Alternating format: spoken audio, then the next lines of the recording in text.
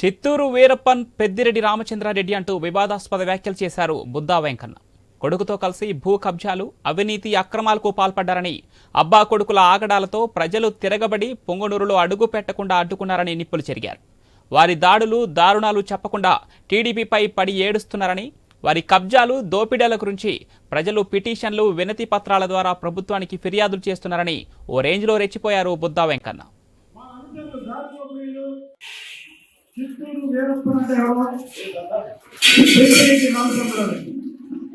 అయితే అడవిలో దొంగ వీరప్పనికి వారసుడు లేడు, కానీ ఈ పెద్దిరెడ్డి రామచంద్రారెడ్డికి మాత్రం వారసుడు ఉన్నాడు. పెద్దిరెడ్డి చిత్తూరు జిల్లాలో భూ కబ్జాలు,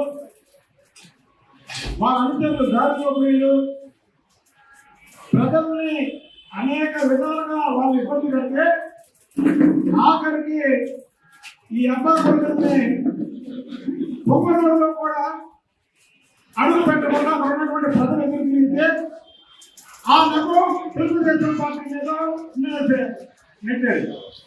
రెవెన్యూ అధికారులు ఫిర్యాదులు తీసుకుంటే ఒక్క రోజులో దాదాపు 600 మంది